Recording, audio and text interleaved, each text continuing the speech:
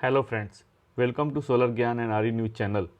अगस्त 2021 renewable energy news के series में ये मेरा अगस्त 2021 का लास्ट वीडियो है, जिसमें कि पूरे अगस्त में टोटल कितने टेंडर्स निकले, क्या कैपेसिटी कमीशन हुई, क्या जनरेशन क्या कैपेसिटी लगी, उसके बारे में हम लोग यहाँ पर डिस्कस करेंगे। तो आइए चलते हैं, सबसे पहले टेंडर्स के बारे में बात करते हैं।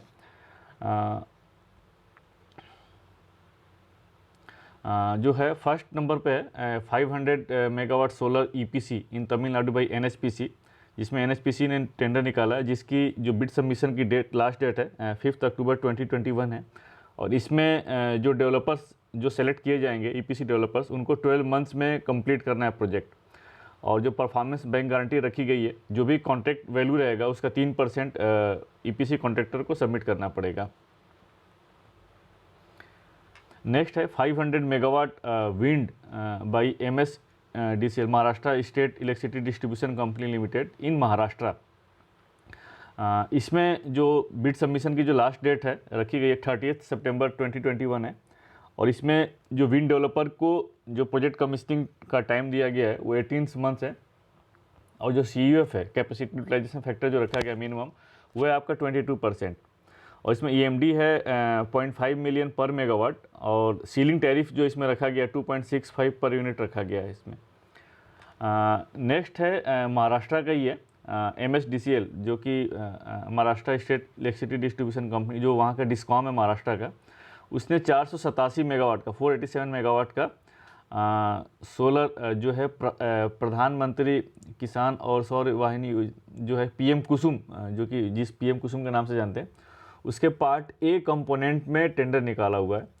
PM कुसुम के 3 पार्ट हैं, part A, part B and part C. जो पार्ट ए है बेसिकली वो डिसेंट्रलाइज सोलर प्रोजेक्ट्स है, उसके अंतर्गत है 500 किलोवाट से 2 मेगावाट के लिए। जो पार्ट बी और पार्ट सी है, जो पंप है उनको सोलराइज करने का है। पार्ट बी जो है बेसिकली जो डीजल जनरेटेड जो ऑफ ग्रिड पंप है उनको सोलराइज करने का है। और जो पार्ट सी है, जो ग्रिड कनेक्टेड जो पंप है उसको सोलराइज करने का टारगेट रखा हुआ है।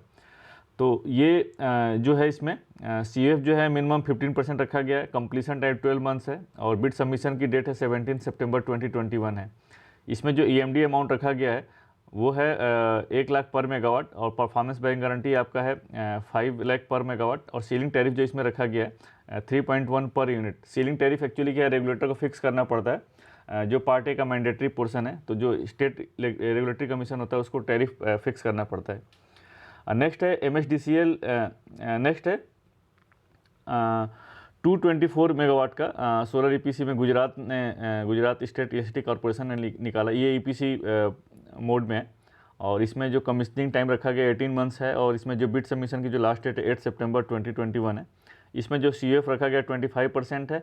और जो EMD अमाउंट है इसमें 4 लाख पर मेगावाट है। परफॉर्मेंस बैंक गारंटी है 10% होता है कॉन्ट्रैक्ट वैल्यू। और नेक्स्ट है आपका 210 मेगावाट का सोलर जो REMCL, जो रेलवे की एक PSU है, उसने निकाला हुआ है। और ये EPC मोड में है। इसमें जो CUF रखा गया 17% है। और कमीशनिंग टाइम आपका 16 मंथ है। और बिड सबमिशन की जो लास्ट डेट है 21 अक्टूबर 2021 है। 100 मेगावाट का फ्लोटिंग सोलर उड़ीसा में NHPC ने निकाला हुआ है।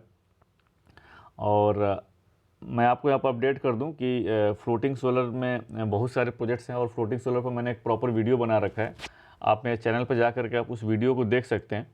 और जिसमें फ्लोटिंग सोलर जिसमें उड़ीसा में NHPC ने निकाला है, उसकी जो बिड की सबमिशन लास्ट डेट है 6 अक्टूबर 2021 है।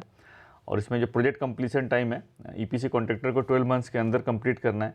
और परफॉर्मेंस बैंक गारंटी आपका 3% ऑफ द कॉन्ट्रैक्ट वैल्यू है।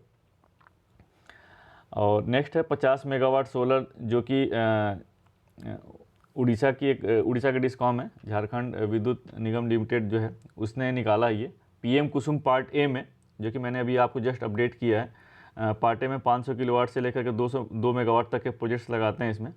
और इसमें जो CUF जो रखा गया है, मिनिमम CUF आपका 15% है। और बिड सबमिशन की जो लास्ट डेट है आपका 3 सितंबर 2021 है। और प्रोजेक्ट कंप्लीशन टाइम इसमें जो है कमीशनिंग टाइम 9 मंथ्स दिया हुआ है। EMD अमाउंट इसमें 1 लाख पर मेगावाट रखा गया है। और परफॉर्मेंस बैंक गारंटी आपका 5 लाख पर मेगावाट रखा गया है। नेक्स्ट है 50 मेगावाट का कोल इंडिया लिमिटेड की एक सब्सिडरी है, महानंदी कोल फील्ड्स जो है, उसने उड़ीसा में अपने सेल्फ कंजम्पशन के लिए कैप्टिव मोड में 50 मेगावाट का टेंडर निकाला हुआ है। और इसमें जो बिड सबमिशन की जो लास्ट डेट है बेसिकली 1 सितंबर 2021 है। और कमीशनिंग टाइम जो इसमें दिया हुआ है ईपीसी डेवलपर को कंप्लीट करने के लिए वो 10 महीना है, 10 मंथ्स है। और सीएफ जो है 25.3% है। परफॉर्मेंस बैंक गारंटी इसमें जो है 5% ऑफ द कॉन्ट्रैक्ट अमाउंट है। और इसके अलावा और भी बहुत सारे छोटे छोटे टेंडर्स भी निकाले गए हैं जो कि मैंने यहाँ पर अपडेट नहीं किया है, फिर भी मैं आपको यहाँ पर बता देता हूँ। जरेडा जो झारखंड की एक एजेंसी है, स्टेट नोडल एजेंसी है, उसने 6 मेगावाट का रूफ टॉप निकाला है जिसकी लास्ट डेट है 20 सितंबर 2021 है और 4 महीने का कंप्लीसन दिया हुआ। सीयूएफ इसमें 15% है। इसके अलावा और भी टेंडर हैं। जीएससीएल ने 4.5 मेगावाट का सोलर ईपीसी में निकाला हुआ है जिसमें 2 कंपोनेंट था आपका, 2.5 मेगावाट और 2 मेगावाट, जो इसके थर्मल पावर प्लांट हैं वहाँ के लिए निकाला हुआ है। इसकी जो बिड सबमिशन की लास्ट डेट जो 30 सितंबर 2021 है और इसमें 9 महीने का कमीशनिंग टाइम है और सीयूएफ 25% रखा हुआ है। इसी तरीके से जय नारायण व्यास यूनिवर्सिटी है राजस्थान में 1 मेगावाट का, उसने रूफटॉप के लिए एक निकाला है रेस्को मोड में टेंडर। और इसके अलावा TSECL 1 मेगावाट का रूफटॉप के लिए निकाला है जो कि त्रिपुरा की एजेंसी है और ये कैपेक्स मोड में रूफटॉप में निकाला है। इसमें जो सीयूएफ जो रखा गया 13.5% है और बिड सबमिशन की लास्ट डेट 20 सितंबर 2021 है।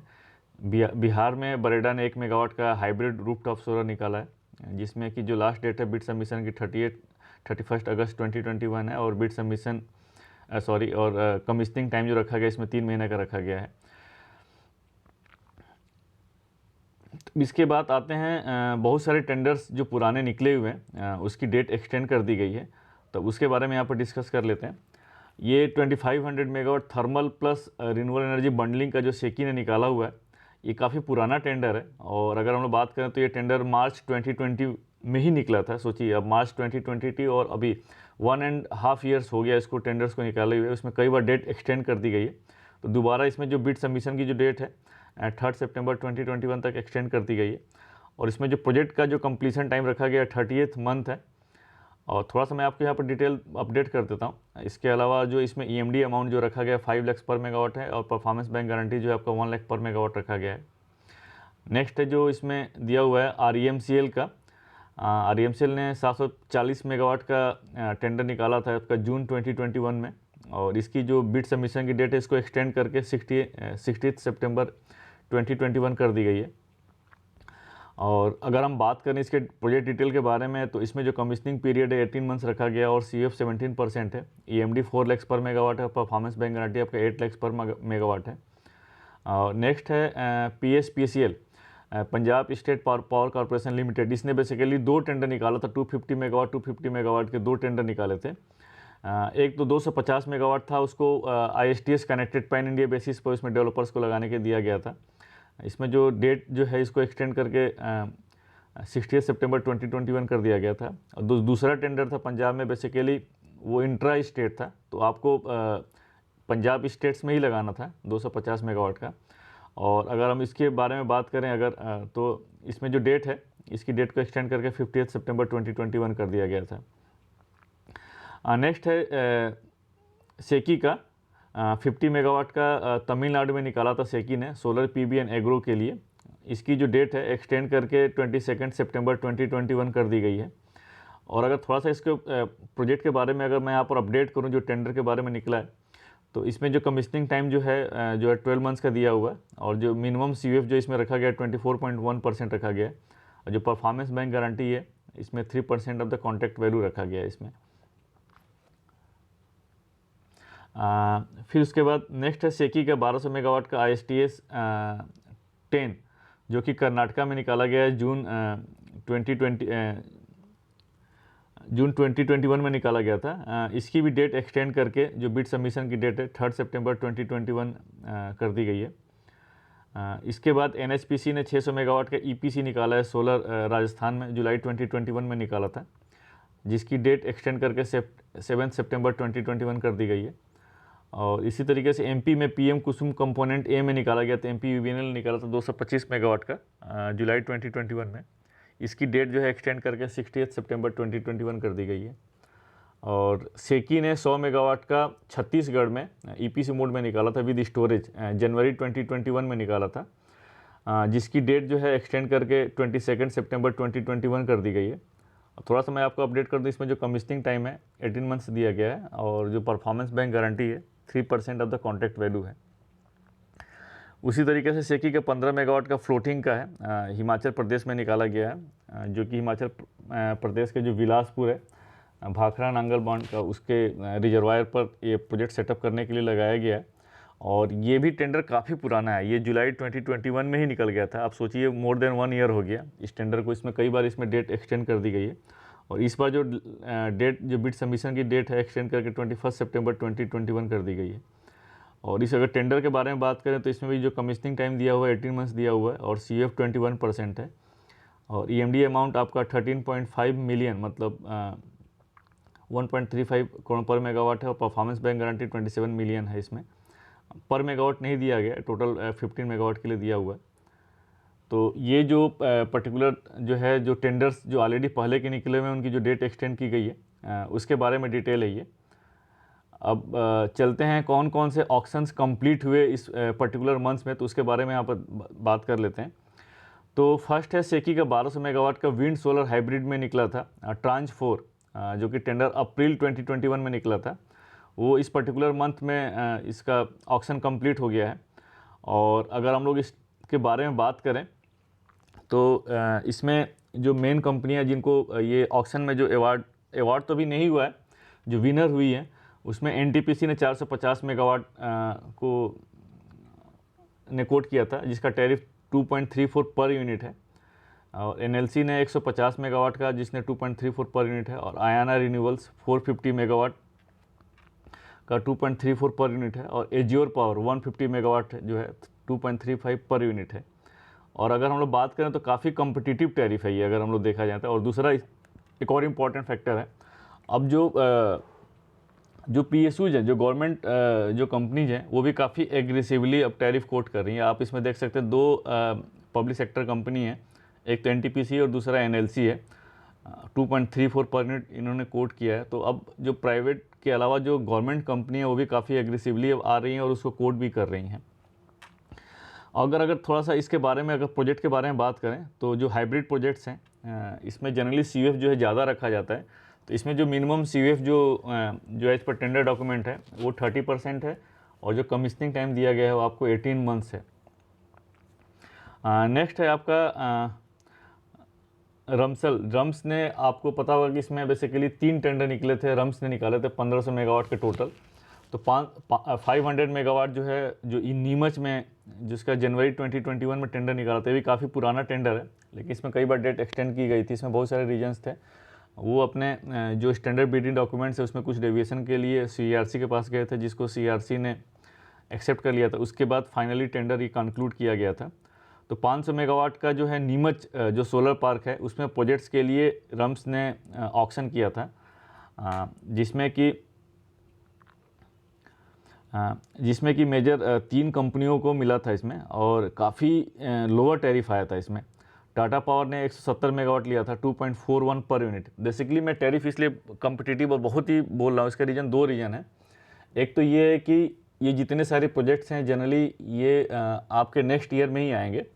और अप्रैल 2022 से जो BCD जो है, बेसिक कस्टम ड्यूटी है, वो आपके इस मॉडल्स के ऊपर लग जाएंगे। तो उस फैक्टर्स को, उसका जो इफ़ेक्ट है उसको भी इसमें कंसीडर किया गया। दूसरा ALM को भी आपको इसमें कंसीडर करना है। तो उसमें ALM है कि approved list of modular manufacturers. तो जो मिनिस्ट्री ऑफ रिन्यूएबल एनर्जी ने जो लिस्ट निकाली है ALM की, आपको उसी से मॉड्यूल्स और मैन्युफैक्चरर्स सेलेक्ट करने पड़ेंगे। तो ये भी एक काफ़ी इंपॉर्टेंट फैक्टर, उन फैक्टर्स को ध्यान में रखते हुए जो टैरिफ है ये काफ़ी कॉम्पिटिटिव है। तो टाटा पावर ने 170 मेगावाट का 2.4 पर लिया है। फिर उसके बाद दूसरा भी 160 मेगावाट का 2.15 पर यूनिट। और एक और कंपनी है, ये भी काफ़ी एग्रेसिवली इंडिया में इंटर कर रही है, एल्जीमोथ एनर्जी एंड वाटर कंपनी। इसने 170 मेगावाट जो है 2.15 पर यूनिट पर इसने कोट किया था। नेक्स्ट है BREDA, Bihar renewable energy development agency. इसने 250 मेगावाट का टेंडर निकाला था बिहार में। ये भी दिसंबर 2020 में निकाला था। हालांकि इससे पहले भी टेंडर कई बार निकला था, जिसको कैंसिल करके दोबारा रीटेंडर किया गया था। तो ये वाला टेंडर जो है आपका दिसंबर 2020 में निकला था। जिसमें कि SJVN जो है ये CPSUs है गवर्नमेंट ऑफ इंडिया की, उसने 200 मेगावाट जो है 3.11 पर यूनिट पर इसने कोट किया है, और 50 मेगावाट का एक्चुअली मीडिया में बहुत ज़्यादा नहीं है, इसलिए अपडेट यहाँ पर नहीं हो पाया। इसके अलावा नेक्स्ट जो है सेकी का जो है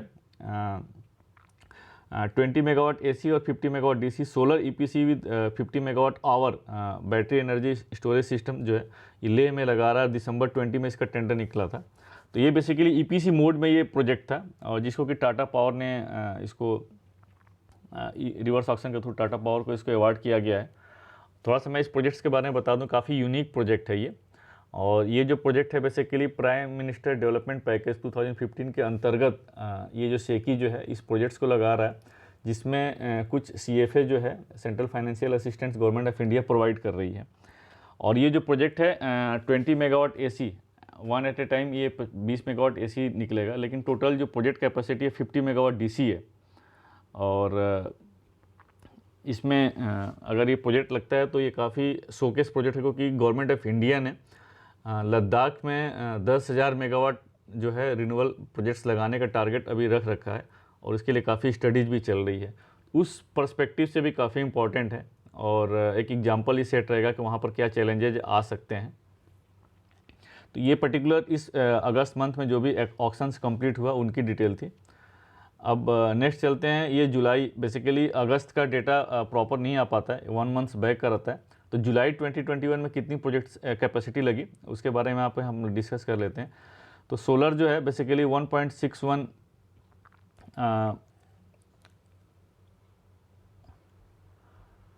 थोड़ा सा मैं यहाँ पर अपडेट कर दूँ, यहाँ पर मेगावाट लिखा हुआ है इस कॉलम में, मेगावाट नहीं है बेसिकली 1 गीगावाट है। तो सोलर जो है 1.61 गीगावाट लगा, जिसको मिला करके 43.94 गीगावाट कैपेसिटी हो गई सोलर की, जो कि टोटल RE कैपेसिटी का 44.44% है।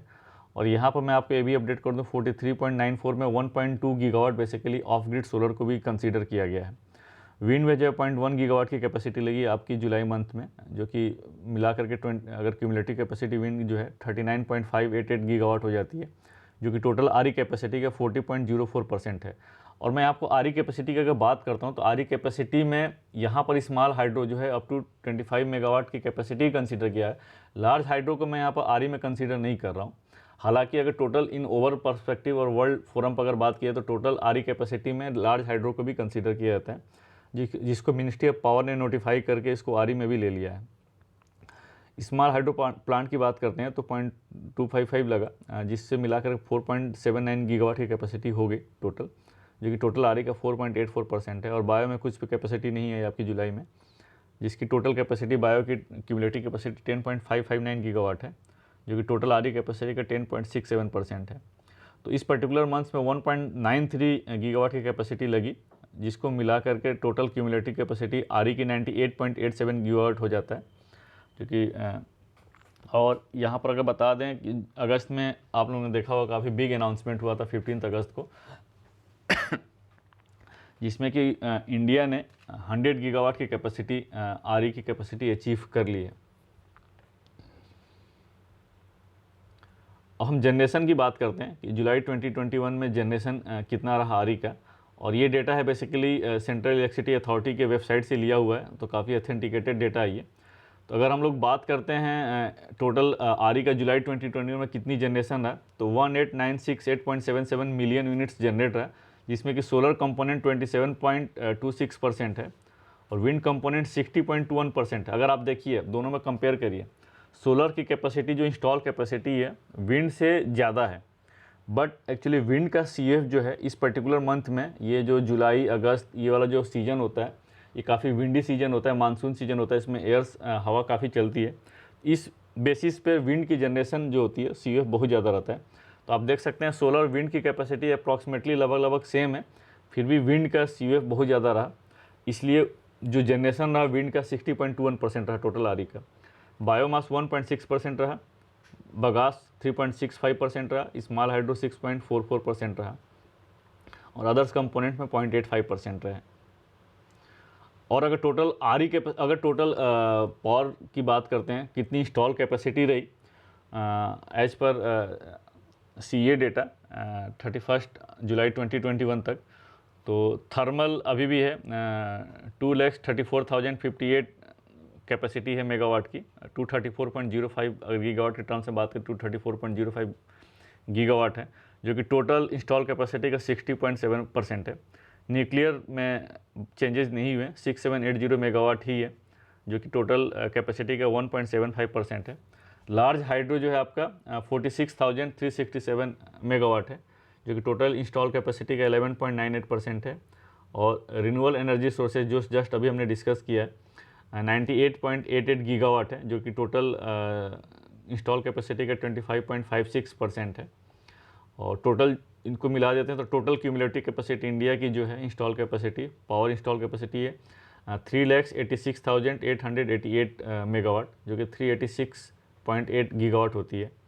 और अगर हम लोग टोटल आरई की बात करते हैं, अगर लार्ज हाइड्रो को भी इंक्लूड कर लेते हैं, तो टोटल इंस्टॉल कैपेसिटी का 37.54% हमारी आरई की हो जाती है। तो दोस्तों ये इस अगस्त का बेसिकली ये समरी रहा टेंडर्स का और इंस्टॉल कैपेसिटी का क्या अपडेट रहा। तो आई होप आपको अच्छा लगा होगा। आपको अगर अच्छा लगा हो तो आप लोग लाइक करिए, सब्सक्राइब करिए, अपने दोस्तों को भी फॉरवर्ड करिए। तब तक के लिए थैंक यू, जय हिंद।